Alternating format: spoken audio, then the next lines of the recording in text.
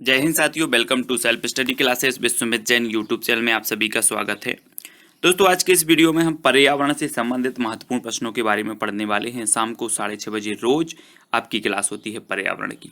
ठीक है, अब आपको इंस्टाग्राम से जुड़ना है। दोस्तों, अगर आपको कोई डाउट लगता है तो आप इंस्टाग्राम में पूछ सकते हैं। सर्च करना है Sumit Jain self study classes. ठीक है, साथ ही आपको जुड़ना है व्हाट्सएप पर 9098609291। ये व्हाट्सएप नंबर है, तो आप कोई भी डाउट पूछ सकते हैं। ठीक है, फेसबुक से जुड़ना है। फेसबुक से जुड़ने के लिए सुमित जैन सर्च करना है और ट्विटर से जुड़ने के लिए सुमित जैन, और आपको जुड़ना है टेलीग्राम ग्रुप से। सर्च करना है IAS स्टडी ट्रैक। ठीक है, तो स्टार्ट करते हैं। दोस्तों, ये वीडियो सभी लोग वीडियो को लाइक जरूर करेंगे और वीडियो को शेयर करना है। फटाफट से वन लाइनर ये प्रश्न है और रोज निरंतर आपकी शाम को 6:30 बजे इसी प्रकार से क्लास होती है एनवायरनमेंट की। आप CTT एग्जाम की तैयारी कर रहे हैं, रीट की कर रहे हैं, या फिर UPSC या MP टेट एग्जाम की तैयारी कर रहे हैं, तो ये वीडियो आपके लिए बहुत ही उपयोगी है। तो जुड़े रहें, वीडियो को अंत तक देखें। ठीक है, आपका सबसे पहला आज का जो प्रश्न है दोस्तों, पृथ्वी पर पाया जाने वाला सबसे बड़ा स्थलीय जीव है। तो सबसे बड़ा स्थलीय जीव कौन सा है? जल्दी से, आपको दिए जाते हैं मात्र 5 सेकंड और आपको उत्तर कमेंट में लिखना है। पृथ्वी पर पाया जाने वाला सबसे बड़ा स्थलीय जीव कौन सा है? जल्दी से कमेंट में लिखें।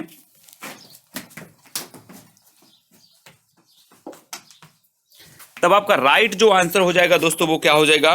वो हो जाएगा हाथी। पृथ्वी पर पाया जाने वाला सबसे बड़ा जो स्थलीय जीव है वो कौन सा है? हाथी है। नेक्स्ट जो आपका प्रश्न है, इंडियन रोलर के नाम से भी जाना जाता है, तो किसे जाना जाता है? ये आपका प्रश्न है, इंडियन रोलर के नाम से भी जाना जाता है, तो आपको उत्तर लिखना है। उत्तर हो जाएगा नीलकंठ। इंडियन रोलर के नाम से जाना जाता है दोस्तों नीलकंठ को। ठीक है, तो नीलकंठ आपका बिल्कुल यहां पर सही आंसर होगा। अगला है कड़कनाथ। कड़कनाथ किसकी प्रसिद्ध प्रजाति है? कड़कनाथ किसकी प्रसिद्ध प्रजाति है? जल्दी से उत्तर आपको लिखना है। तो आपका राइट आंसर क्या हो जाएगा? कड़कनाथ जो है ये किसकी प्रजाति है? ये है मुर्गा की प्रजाति। ठीक है, किसकी है? मुर्गा की प्रजाति है। अब अगला क्वेश्चन आपको बताना है दोस्तों, कड़कनाथ का संबंध किस राज्य से है? तो कड़कनाथ का संबंध, कड़कनाथ किसकी प्रजाति है आपने ऊपर पढ़ा, तो कड़कनाथ मुर्गा की प्रजाति है। अब एक कड़कनाथ का जो संबंध है वो किस राज्य से है, ये हमें बताना है। तब आपका राइट आंसर क्या हो जाएगा? उत्तर आपका हो जाएगा मध्य प्रदेश। कड़कनाथ का जो संबंध है, कड़कनाथ मुर्गे का जो संबंध है वो किससे है? मध्य प्रदेश से है। ठीक है, मध्य प्रदेश आपका बिल्कुल यहाँ पर सही आंसर होगा। अगला क्वेश्चन देख लेते हैं, मोर कहाँ की मूल प्रजाति है? मोर आपको बताना है। जो राष्ट्रीय पक्षी हमारा मोर है, मोर जो मूल प्रजाति है ये कहाँ की है मोर की? तब आपका राइट आंसर हो जाएगा दक्षिण एवं दक्षिण पूर्व एशिया। दक्षिण एवं दक्षिण पूर्व एशिया की मूल प्रजाति है मोर। ठीक है, ये चीज आपको याद रखनी है। अगला क्वेश्चन देख लेते हैं, तोते का वैज्ञानिक नाम क्या है? तोता, आपने देखा होगा तोता, अब इसका वैज्ञानिक नाम बताना है। जल्दी से बताएं। तो आपका राइट आंसर क्या हो जाएगा? तोते का वैज्ञानिक नाम बताना है और आपका बिल्कुल सही आंसर होगा क्या? सिराक्यूला कैमरी। सिराक्यूला कैमरी ये तोते का वैज्ञानिक नाम है। ठीक है, आपको याद रखना है। अगला है, सजीवों को 5 जगतों में किसने विभाजित किया? तो उत्तर लिखें जल्दी से। सजीवों को 5 जगतों में जो विभाजित करने वाले हैं वो कौन है? तो आपका राइट आंसर यहां पर क्या होगा? तब आपका बिल्कुल सही आंसर होगा दोस्तों R.H. व्हिटेकर। कौन है? R.H. व्हिटेकर। इन्होंने सजीवों को 5 जगतों में विभाजित किया है। किसने? R.H. व्हिटेकर साहब ने। तो आपका बिल्कुल सही आंसर R.H. व्हिटेकर ही होगा। अगला है, पौधों में गैसों का आदान प्रदान कैसे होता है? आपने पौधे देखे होंगे। ठीक है, पौधे देखे होंगे, पौधे की पत्तियां देखी होंगी। पत्तियां हरे रंग की होती हैं। हरे रंग की क्यों होती हैं? क्लोरोफिल के कारण होती हैं। लेकिन पौधों में गैसों का जो आदान प्रदान होता है वो कैसे होता है आपको बताना है। और आपका बिल्कुल सही आंसर क्या हो जाएगा? पत्तियों के द्वारा। ठीक है, पौधों में गैसों का जो आदान प्रदान होता है वो पत्तियों के द्वारा होता है। पत्तियों का हरा रंग क्यों होता है? तो क्लोरोफिल के कारण होता है। ठीक है, तो याद रखना है। अगला क्वेश्चन देख लेते हैं।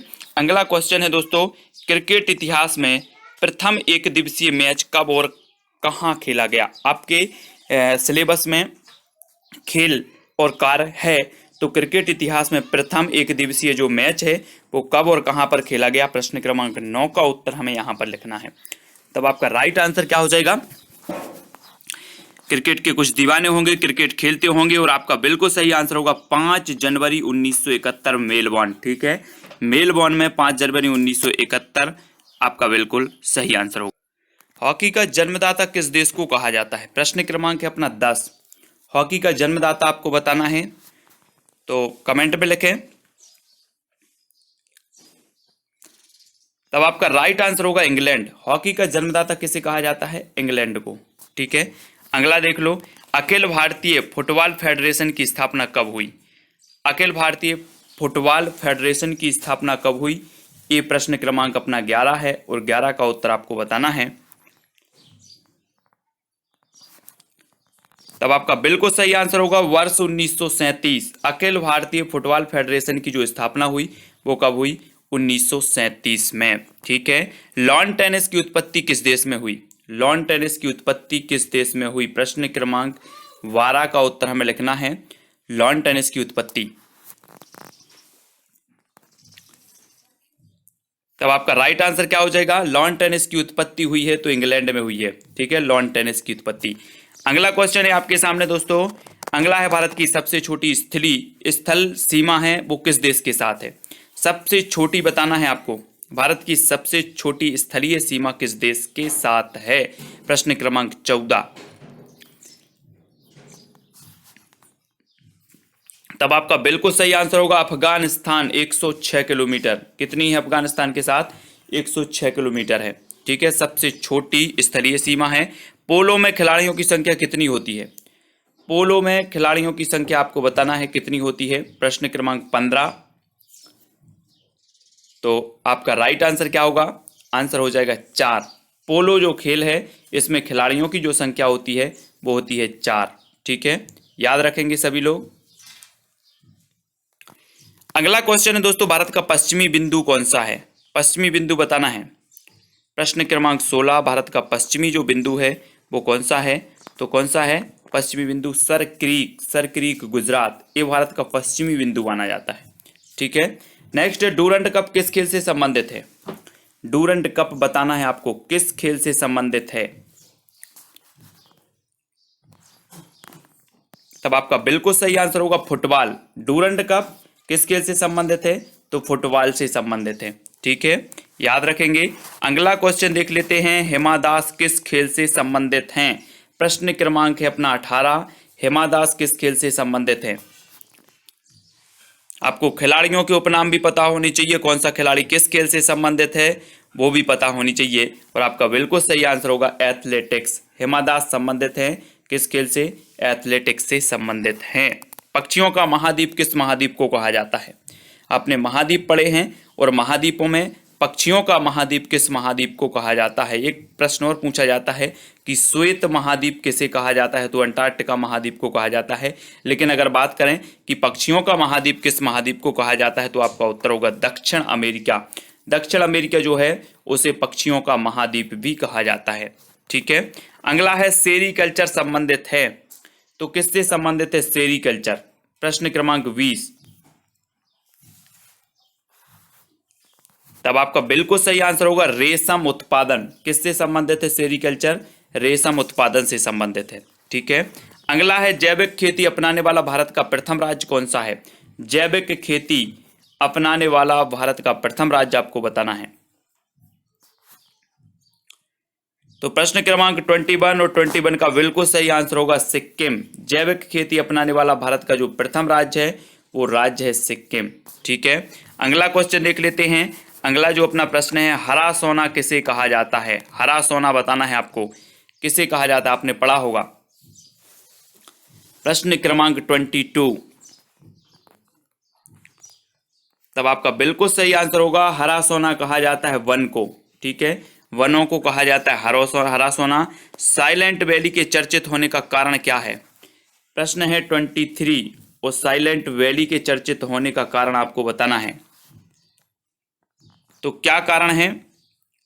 साइलेंट वैली या फिर शांत घाटी जो कि केरल में स्थित है, और इसके प्रसिद्ध होने के कारण है, चर्चित होने का कारण क्या है? जैव विविधता। जैव विविधता का हॉट स्पॉट क्षेत्र है साइलेंट वैली, इसलिए ये क्या है जो है चर्चित है। 23, ठीक है। घाना पक्षी विहार किस राज्य में स्थित है? प्रश्न क्रमांक 24, घाना पक्षी विहार किस राज्य में स्थित है, पूछा गया है प्रश्न। और आपका बिल्कुल सही आंसर क्या हो जाएगा? राजस्थान। कहां पर है? राजस्थान में है, ठीक है। घाना पक्षी विहार है राजस्थान। अगला क्वेश्चन है, एन.वाई. रोनेर शब्द किस भाषा से लिया गया है? एन.वाई. रोनेर जो शब्द है वो किस भाषा से लिया गया? 25 का आंसर बताना है। और आपका बिल्कुल सही आंसर होगा, एन.वाई. रोनेर शब्द लिया गया है फ्रेंच भाषा से। किस भाषा से? फ्रेंच भाषा से लिया गया है, ठीक है। अगला क्वेश्चन देख लेते हैं। अगला जो अपना प्रश्न है वो है, स्कर्वी नामक बीमारी किस विटामिन की कमी से होती है? स्कर्वी नामक बीमारी किस विटामिन की कमी से होती है? तो आप सभी को पता है कि विटामिन सी की कमी से जो रोग हो जाता है वो स्कर्वी नामक रोग हो जाता है, स्कर्वी नामक बीमारी हो जाती है, ठीक है। तो विटामिन सी का जो प्रचुर स्रोत माना जाता है वो आंवला माना जाता है, ठीक है। तो ये भी याद रखना है। लेटा हुआ ग्रह किसे कहा जाता है? प्रश्न क्रमांक 27, लेटा हुआ ग्रह किसे कहा जाता है? पूछा गया है क्वेश्चन कई एग्जाम में। तो आपका यहाँ पर बिल्कुल सही आंसर होगा यूरेनस। यूरेनस यानी कि अरुण, अरुण को कहा जाता है लेटा हुआ ग्रह, ठीक है। अगला क्वेश्चन है, वर्षा एवं आर्द्र पर्णपाती वन संस्थान कहाँ स्थित है? वर्षा एवं आर्द्र पर्णपाती वन संस्थान कहाँ पर स्थित है? 28 का आंसर। तो वर्षा एवं आर्द्र पर्णपाती वन संस्थान जो स्थित है वो कहाँ पर है? जोरहट, जोरहट में स्थित है, ठीक है। अगला है, हरित उपभोक्ता दिवस कब मनाया जाता है? प्रश्न क्रमांक 29, हरित उपभोक्ता दिवस, हरित उपभोक्ता दिवस कब मनाया जाता है? तो आपका बिल्कुल सही आंसर होगा 28 सितंबर। 28 सितंबर को मनाया जाता है हरित उपभोक्ता दिवस। याद रखना है, प्रायद्वीपीय पठार का आकार कैसा है? प्रायद्वीपीय पठार का आकार बताना है। प्रश्न क्रमांक 30 का उत्तर क्या हो जाएगा आपका? प्रायद्वीपीय पठार का जो आकार होता है वो होता है त्रिभुजाकार। कैसा? त्रिभुजाकार होता है, ठीक है, प्रायद्वीपीय पठार का आकार। अगला क्वेश्चन देख लेते हैं। अगला है, विश्व जनसंख्या दिवस कब मनाया जाता है? विश्व जनसंख्या दिवस बताना है। प्रश्न क्रमांक 31, कब मनाया जाता है विश्व जनसंख्या दिवस? तब आपका बिल्कुल सही आंसर होगा 11 जुलाई। सभी ने बिल्कुल सही बताया है, विश्व जनसंख्या दिवस मनाया जाता है 11 जुलाई को, ठीक है। अंतर्राष्ट्रीय वाघ दिवस कब मनाया जाता है? प्रश्न क्रमांक 32, अंतर्राष्ट्रीय वाघ दिवस। तो आपका बिल्कुल सही आंसर हो जाएगा 29 जुलाई को। अंतर्राष्ट्रीय वाघ दिवस जो मनाया जाता है वो मनाया जाता है 29 जुलाई को, ठीक है, 29 जुलाई। अगला देख लेते हैं, बी.आर. अम्बेडकर का संविधान सभा में निर्वाचन कहाँ से हुआ था? बी.आर. अम्बेडकर साहब संविधान के जनक कहे जाते हैं और इनका संविधान सभा में जो निर्वाचन हुआ था वो कहाँ से हुआ था? प्रश्न क्रमांक 33 का आंसर। तो आपको बिल्कुल सही आंसर होगा मुंबई प्रेसिडेंसी। कहाँ से हुआ था? मुंबई प्रेसिडेंसी से हुआ था। किसका? बी.आर. अम्बेडकर, संविधान के जनक। आपदा प्रबंधन प्रशिक्षण संस्थान कहाँ स्थित है? आपदा प्रबंधन प्रशिक्षण संस्थान कहाँ पर स्थित है? प्रश्न क्रमांक 34।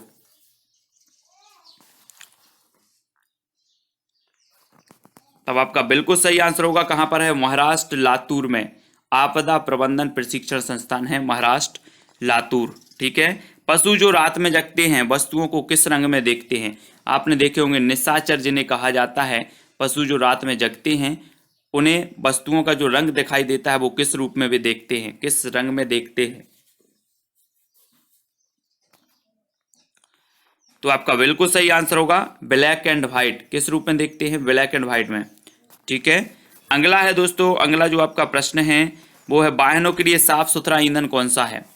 वाहनों के लिए साफ सुथरा ईंधन बताना है जिससे प्रदूषण नहीं होता है, वो ईंधन कौन सा है? जिसे साफ सुथरा ईंधन भी कहा जाता है, तो वो ईंधन है दोस्तों कौन सा? सीएनजी। सीएनजी जो है ये साफ सुथरा ईंधन है वाहनों के लिए। अगला प्रश्न है, कथकली किस राज्य का नृत्य है? कथकली बताना है। एक और नृत्य है कथक, ठीक है, एक कथक है। तो कथक कहाँ का है? उत्तर प्रदेश का। लेकिन कथकली की बात करें तो ये कथकली कहाँ का है? ये है केरल, ठीक है। तो याद रखना है आपको।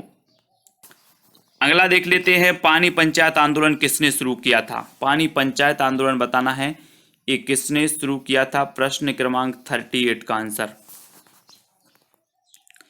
पानी पंचायत आंदोलन किसने शुरू किया? और आपका बिल्कुल सही आंसर होगा बिलासराव सालुखे। बिलासराव सालुखे, ठीक है, इन्होंने पानी पंचायत आंदोलन शुरू किया था। अगला है, प्रोजेक्ट रेड पांडा की शुरुआत कब हुई? प्रोजेक्ट रेड पांडा की शुरुआत कब हुई? प्रश्न क्रमांक 39। तो उत्तर क्या हो जाएगा? प्रोजेक्ट रेड पांडा की जो शुरुआत हुई वो शुरुआत हुई 1996 में, ठीक है। कब हुई? 1996।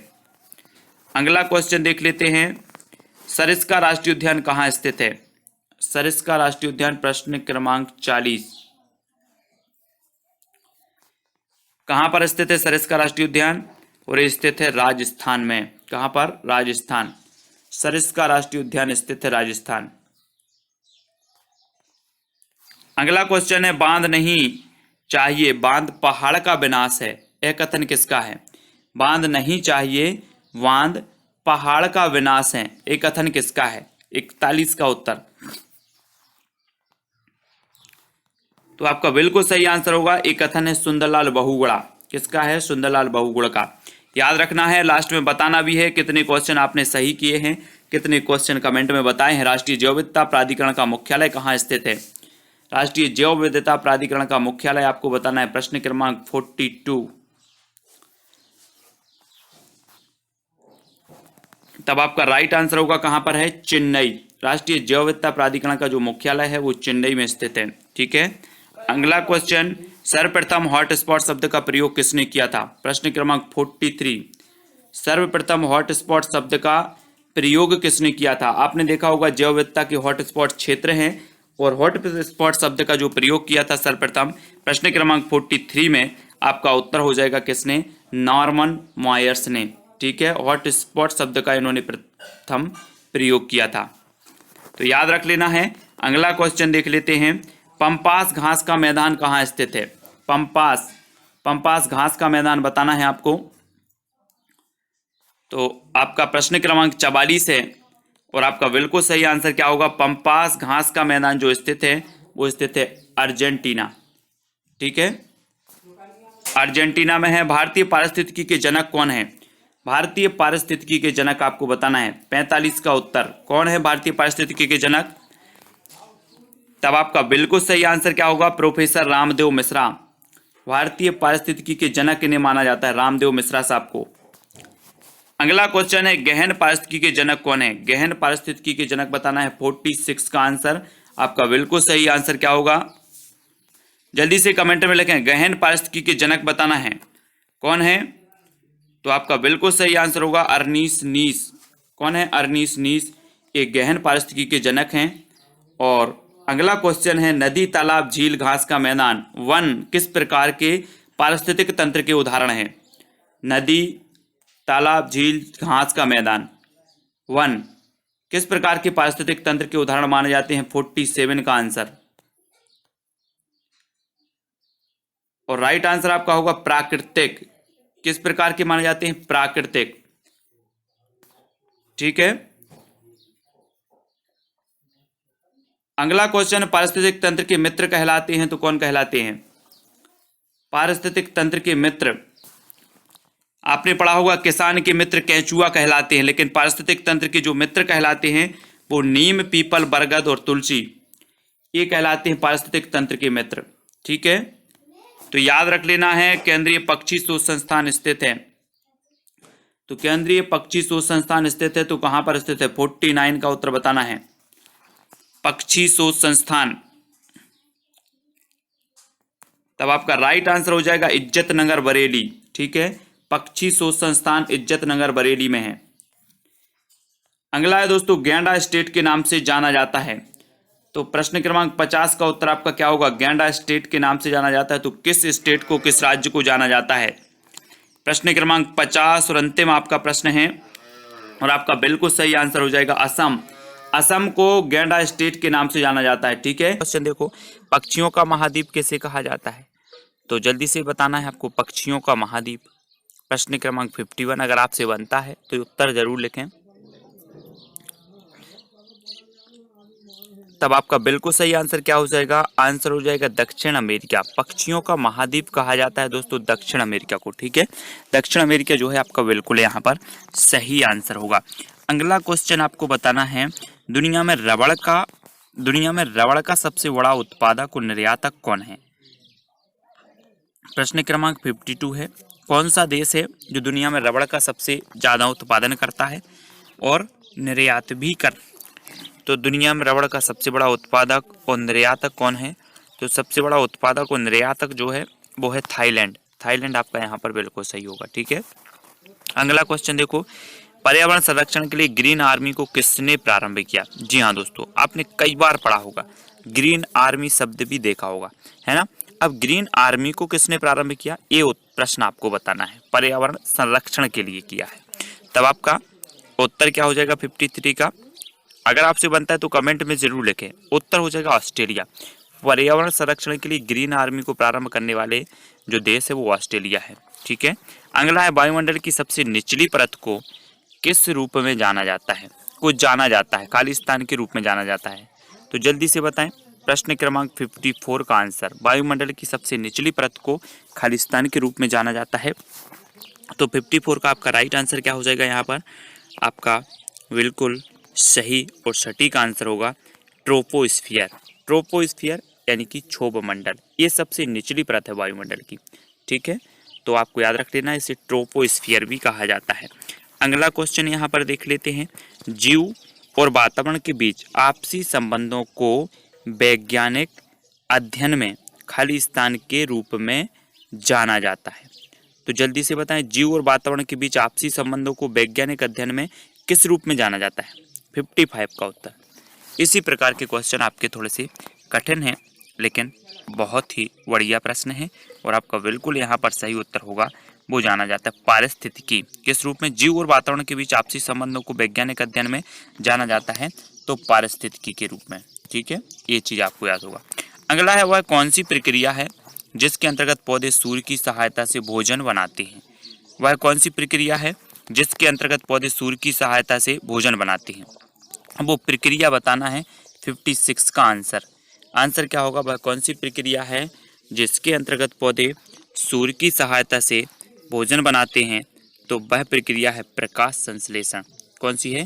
प्रकाश संश्लेषण प्रक्रिया है जिसके अंतर्गत जो पौधे हैं वो सूर्य की सहायता से क्या बनाते हैं? भोजन बनाते हैं, ठीक है। अगला क्वेश्चन देखो, पेड़ पौधे प्रदूषण को घटाते हैं क्योंकि वे अवशोषण करते हैं। काय का अवशोषण करते हैं? पेड़ पौधे प्रदूषण को घटाते हैं क्योंकि वे अवशोषण करते हैं। तो आपको बताना है किस चीज का अवशोषण करते हैं। तब आपका यहाँ पर बिल्कुल सही आंसर जो होगा वो करते हैं कार्बन डाइऑक्साइड। कार्बन डाइऑक्साइड का आपका बिल्कुल सही हो जाएगा, ठीक है। और ये प्रदूषण को घटाते हैं। अगला क्वेश्चन देख लेते हैं। अगला जो अपना प्रश्न है दोस्तों, पारिस्थितिकी निकाय में ऊर्जा का प्राथमिक स्रोत क्या है? पारिस्थितिकी निकाय में ऊर्जा का आपको प्राथमिक स्रोत बताना है। तो प्राथमिक स्रोत क्या है?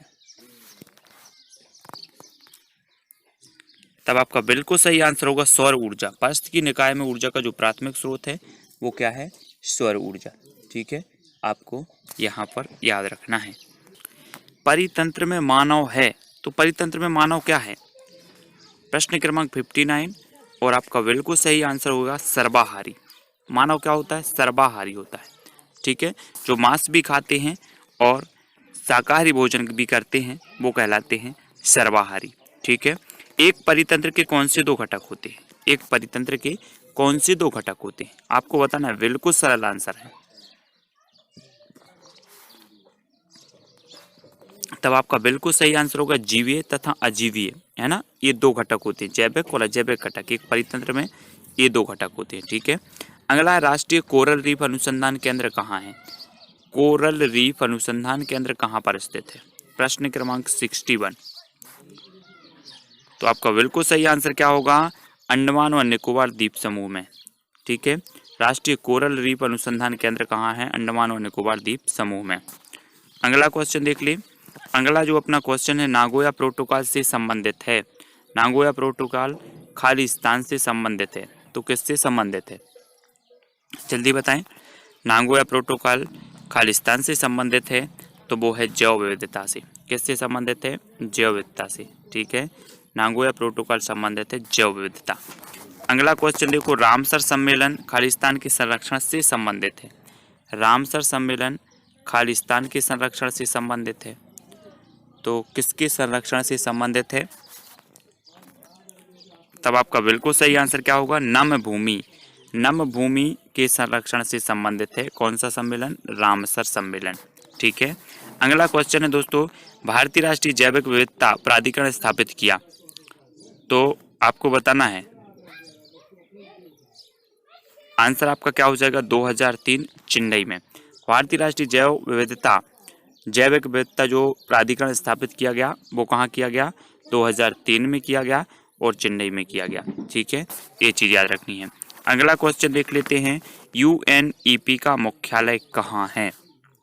सभी को बताना है, तो कहाँ पर है UNEP का मुख्यालय? प्रश्न क्रमांक है 65 और 65 का जो आपका राइट आंसर हो जाएगा वो क्या हो जाएगा? UNEP का आपको मुख्यालय बताना है।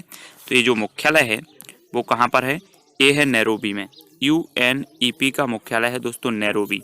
ठीक है, नैरोबी में, याद रखना है। अगला है, पशु हिंसा रोकथाम अधिनियम कब स्थापित हुआ? पशु हिंसा रोकथाम अधिनियम कब स्थापित हुआ? प्रश्न क्रमांक 66 का आंसर यहाँ पर बताना है। पशु हिंसा रोकथाम अधिनियम जो स्थापित हुआ वो हुआ 1960 में। कब हुआ? 1960। पशु हिंसा रोकथाम अधिनियम 1960। अगला है, भारत के एनिमल वेलफेयर बोर्ड का मुख्यालय कहाँ स्थित है? भारत के एनिमल वेलफेयर बोर्ड का जो मुख्यालय है वो कहाँ पर स्थित है? प्रश्न क्रमांक 67। तब आपका बिल्कुल सही आंसर कहाँ होगा? चेन्नई। ठीक है, एनिमल वेलफेयर बोर्ड का जो मुख्यालय है वो कहाँ पर है? चेन्नई में। अगला क्वेश्चन, विश्व मौसम विज्ञान संगठन का मुख्यालय कहाँ अवस्थित है? विश्व मौसम विज्ञान संगठन, इसका मुख्यालय कहाँ पर अवस्थित है? तो 68 का जो आपका बिल्कुल सही आंसर होगा, विश्व मौसम विज्ञान संगठन का जो मुख्यालय है वो है जिनेवा। ठीक है, कहाँ पर है? जिनेवा में। अगला है दोस्तों, आपका प्रश्न है, राष्ट्रीय पर्यावरण अभियांत्रिकी शोध संस्थान नीरी कब और कहाँ स्थापित किया गया? नीरी के बारे में आपको पता है, राष्ट्रीय पर्यावरण अभियांत्रिकी शोध संस्थान जिसे कि नीरी कहा जाता है। अब नीरी कब और कहाँ पर स्थापित किया गया ये बताना है। तो आपका बिल्कुल राइट जो आंसर हो जाएगा कमेंट में लिखना है 1958। 1958 में स्थापित किया गया। और ये कहाँ पर स्थापित किया गया? तो ये किया गया नागपुर में। ठीक है, ये चीज याद रखना। नीरी, पॉलीथीन की थैलियों को नष्ट नहीं किया जा सकता क्योंकि वे बनी होती हैं, किससे बनी होती हैं? पॉलीथीन की जो थैलियाँ होती हैं आपको पता है, इनको नष्ट नहीं किया जा सकता। क्यों नहीं किया जा सकता? क्योंकि ये बनी होती हैं। तो ये किसकी बनी होती हैं? तब आपका बिल्कुल सही आंसर होगा पॉलीमार। ये बनी होती हैं पॉलीमार से। ठीक है, अगला है, अंतर्राष्ट्रीय अम्ल वर्षा सूचना केंद्र स्थापित किया गया। अंतर्राष्ट्रीय अम्ल वर्षा सूचना केंद्र स्थापित किया गया, तो आपका बिल्कुल सही आंसर क्या होगा? आंसर होगा मैनचेस्टर में। ठीक है, अंतर्राष्ट्रीय अम्ल वर्षा सूचना केंद्र स्थापित किया गया मैनचेस्टर। ठीक है, विश्व के नॉर्वे और स्वीडन ऐसे देश हैं जहां पर सर्वाधिक क्या होती है? अम्ल वर्षा होती है। तो ये चीज़ आपको याद रखनी है। और अंतर्राष्ट्रीय अम्ल वर्षा सूचना केंद्र स्थापित मैनचेस्टर में किया गया। 71 का आंसर, वंशपति अनुक्रम की संकल्पना का प्रतिपादन किसने किया? प्रश्न क्रमांक 72, वंशपति अनुक्रम की संकल्पना का जो प्रतिपादन है वो किसने किया है?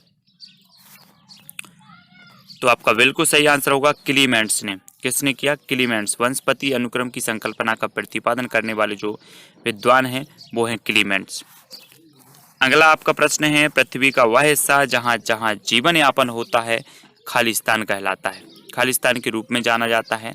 तो पृथ्वी का वह हिस्सा कौन सा है जहाँ जहाँ पर जीवन यापन होता है?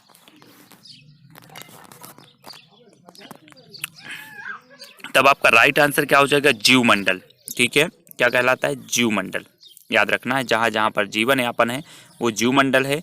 पृथ्वी की ऊपरी परत जो मनुष्य जीवन की मदद करने में सक्षम है को खालिस्तान कहा जाता है। तो क्या कहा जाता है आपको बताना? पृथ्वी की ऊपरी परत जो मनुष्य जीवन की मदद करने में सक्षम है को खालिस्तान कहा जाता है। तो आपका बिल्कुल सही आंसर क्या हो जाएगा? स्थल मंडल। क्या कहा जाता है? स्थल मंडल।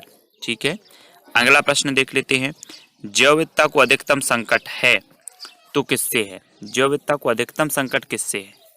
प्रश्न क्रमांक 75। तब आपका राइट आंसर क्या होगा? प्राकृतिक निवास एवं वनस्पतियों के विनाश से। प्राकृतिक निवास और वनस्पतियों के विनाश से जैव विविधता को अधिकतम संकट है, क्योंकि प्राकृतिक निवास नहीं रहेंगे और वनस्पतियों का विनाश होगा तो जैव विविधता नहीं रहेगी, अर्थात जीव जो होंगे वो नष्ट होते जाएंगे और जैव विविधता घटती जाएगी। जीवाश्म ईंधन मुख्य रूप से खालिस्तान से बना होता है। जीवाश्म ईंधन आपको बताना है, सभी लोग समझते होंगे जीवाश्म ईंधन, ठीक है। और जीवाश्म में जो ईंधन है वो मुख्य रूप से बना होता है, तो कैसे बना होता है? कार्बन से, ठीक है। ये मुख्य रूप से कार्बन से बना होता है। अगला क्वेश्चन है, सागरीय खरपतवार किसका महत्वपूर्ण स्रोत है? सागरीय जो खरपतवार है किसका महत्वपूर्ण स्रोत है? प्रश्न क्रमांक 77। तो आपका बिल्कुल सही आंसर होगा आयोडीन। क्या का है? सागरीय खरपतवार किसका महत्वपूर्ण स्रोत है? तो आयोडीन का, ठीक है। अगला क्वेश्चन देखो, वायुमंडल की सबसे ठंडी परत कौन सी है? वायुमंडल की मैंने परतों को आपको पढ़ाया है, पूरी परतें बिल्कुल डिटेल में विस्तृत रूप से बहुत अच्छे से पढ़ाया है, और वायुमंडल की सबसे ठंडी परत आपको बतानी है।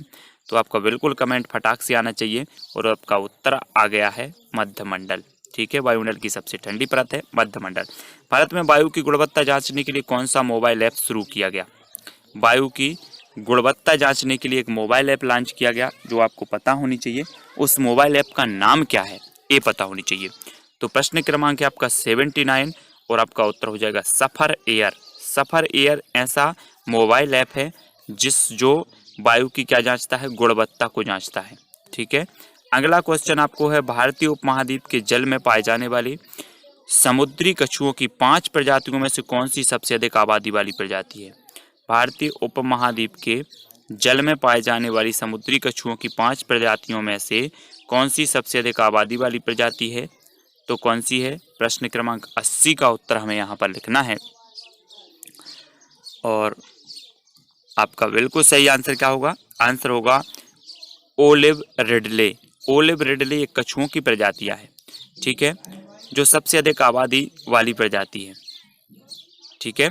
अगला क्वेश्चन है, विशालकाय panda world wide fund for nature का आधिकारिक प्रतीक है। वर्ल्ड वाइड WWF का जो है आधिकारिक प्रतीक है। यह जानवर किस देश में पाया जाता है? कौन सा? पांडा। पांडा किस देश में पाया जाता है? तो आपका बिल्कुल सही आंसर होगा कहाँ पर पाया जाता है? चाइना, यानी कि चीन में पाया जाता है, ठीक है।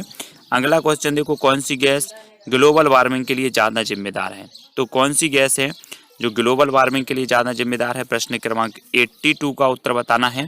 और आपका बिल्कुल जो राइट आंसर हो जाएगा वो क्या हो जाएगा? ग्लोबल वार्मिंग के लिए सभी को पता है कि जो कार्बन डाइऑक्साइड है ये ग्लोबल वार्मिंग के लिए ज़्यादा जिम्मेदार है, ठीक है। और 82 का कार्बन डाइऑक्साइड आपका बिल्कुल सही होगा। इंसुलिन की कमी से होने वाला रोग कौन सा है? प्रश्न क्रमांक है आपका 83। इंसुलिन की कमी से होने वाला रोग हमें यहाँ पर बताना है।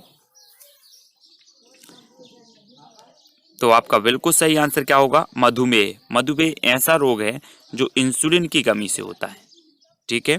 अगला है, केंद्रीय पादप अनुसंधान संस्थान स्थित है। तो पादप अनुसंधान संस्थान बताना ये कहाँ पर स्थित है? प्रश्न क्रमांक 84। और आपका बिल्कुल सही आंसर होगा केंद्रीय पादप अनुसंधान जो संस्थान है वो कहाँ पर है? लखनऊ में, ठीक है, लखनऊ। अगला क्वेश्चन है, औषधि अनुसंधान संस्थान भी लखनऊ में है। कुचिपुड़ी किस राज्य का नृत्य है? कुचिपुड़ी 85 का उत्तर बताना है। ये किस राज्य का नृत्य है कुचिपुड़ी? तो 85 है, और 85 का आपने जो उत्तर बताया है कुचिपुड़ी नृत्य है तो ये है आंध्र प्रदेश। आंध्र प्रदेश आपका बिल्कुल सही हो जाएगा। कुचिपुड़ी आंध्र प्रदेश का नृत्य है, ठीक है। मॉन्ट्रियल प्रोटोकॉल कहाँ हुआ था? मॉन्ट्रियल प्रोटोकॉल बताना है, ये कहाँ हुआ था मॉन्ट्रियल प्रोटोकॉल? 86 का आंसर। मॉन्ट्रियल प्रोटोकॉल जो हुआ था वो हुआ था कनाडा, 16 सितंबर 1987 को, ठीक है।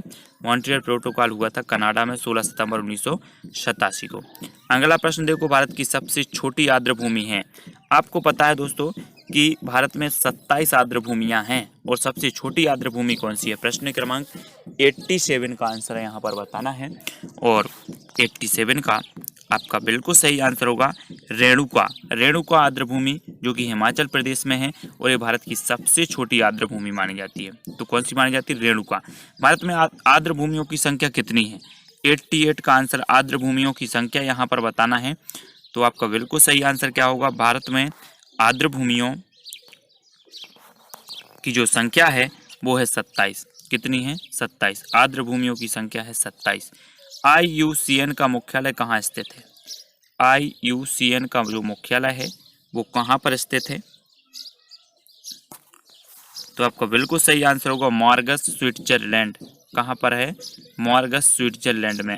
IUCN का मुख्यालय मॉर्गस, स्विट्जरलैंड में। ठीक है। अगला है क्योटो प्रोटोकॉल का मुख्य उद्देश्य क्या था? क्योटो प्रोटोकॉल का मुख्य उद्देश्य क्या था? प्रश्न क्रमांक 90। क्योटो प्रोटोकॉल आपने सुना है, इसका मुख्य उद्देश्य क्या था? तो इसका मुख्य उद्देश्य था ग्रीन हाउस गैसों के उत्सर्जन को कम करना। ग्रीन हाउस गैसों के उत्सर्जन को कम करना क्योटो प्रोटोकॉल का मुख्य उद्देश्य था। ठीक है। अगला देख लो।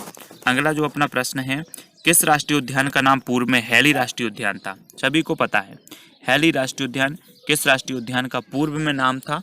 तो जल्दी से कमेंट में लिखें और उत्तर बताएं। और आपका बिल्कुल सही यहाँ पर होगा, क्या हो जाएगा? जिम कॉर्बेट राष्ट्रीय उद्यान। जिम कॉर्बेट राष्ट्रीय उद्यान का पूर्व में जो नाम था दोस्तों वो था हैली। ठीक है, हैली के नाम से जाना जाता था। अंतर्राष्ट्रीय मृदा संरक्षण दिवस कब मनाया जाता है? मृदा संरक्षण दिवस। प्रश्न क्रमांक 92। सभी को पता होनी चाहिए अंतर्राष्ट्रीय मृदा संरक्षण जो दिवस है वो कब मनाया जाता है। तब आपका 92 का बिल्कुल जो राइट आंसर होगा वो क्या हो जाएगा? 5 दिसंबर। 5 दिसंबर को अंतर्राष्ट्रीय मृदा संरक्षण दिवस के रूप में मनाते हैं। ठीक है। विश्व हाथी दिवस कब मनाते हैं? विश्व हाथी दिवस 93 का आंसर बताना है। जल्दी से लिखें कमेंट में, विश्व हाथी दिवस कब मनाया जाता है? तो आपका बिल्कुल राइट आंसर होगा 12 अगस्त को। विश्व हाथी दिवस मनाया जाता है 12 अगस्त को। ठीक है। केंद्रीय खाद्य प्रौद्योगिकी अनुसंधान स्थित है, तो कहाँ स्थित है? केंद्रीय खाद्य प्रौद्योगिकी अनुसंधान स्थित है तो 94 और 94 का आपका बिल्कुल सही आंसर होगा मैसूर। मैसूर में स्थित है केंद्रीय खाद्य प्रौद्योगिकी अनुसंधान। नेक्स्ट प्रश्न है, विश्व हाथ धुलाई दिवस कब मनाया जाता है? विश्व हाथ धुलाई दिवस आपको बताना है, ये कब मनाया जाता है? 95 का उत्तर सभी लोग कमेंट में लिखें। तो आपका बिल्कुल सही आंसर होगा 15 अक्टूबर। 15 अक्टूबर को विश्व हाथ धुलाई दिवस मनाया जाता है। ठीक है, 95 का 15 अक्टूबर। सौर ऊर्जा से संचालित देश का पहला रेलवे स्टेशन कौन सा था? सौर ऊर्जा से संचालित देश का पहला रेलवे स्टेशन कौन सा था? प्रश्न क्रमांक 96। सौर ऊर्जा से संचालित देश का पहला रेलवे स्टेशन कौन सा था? और आपका बिल्कुल सही आंसर होगा गुवाहाटी। कौन सा था? गुवाहाटी। ठीक है। अगला है, मंगल को लाल ग्रह क्यों कहा जाता है? सभी को एक क्वेश्चन आ जाता है कि किस ग्रह को लाल ग्रह कहा जाता है, तब आपका सीधा उत्तर होता है मंगल को। अब मंगल को लाल ग्रह क्यों कहा जाता है? तो आपको पता है आयरन ऑक्साइड के कारण। ठीक है, आयरन ऑक्साइड की उपलब्धता के कारण मंगल को लाल ग्रह कहा जाता है। अब पानी, जैसे मान के चलो पृथ्वी को नीला ग्रह क्यों कहा जाता है? तो पानी की उपलब्धता के कारण। ठीक है। विटीकल्चर संबंधित है, तो किससे संबंधित है? विटीकल्चर। तो आपका बिल्कुल सही आंसर क्या होगा? विटीकल्चर जो संबंधित है वो अंगूर उत्पादन से।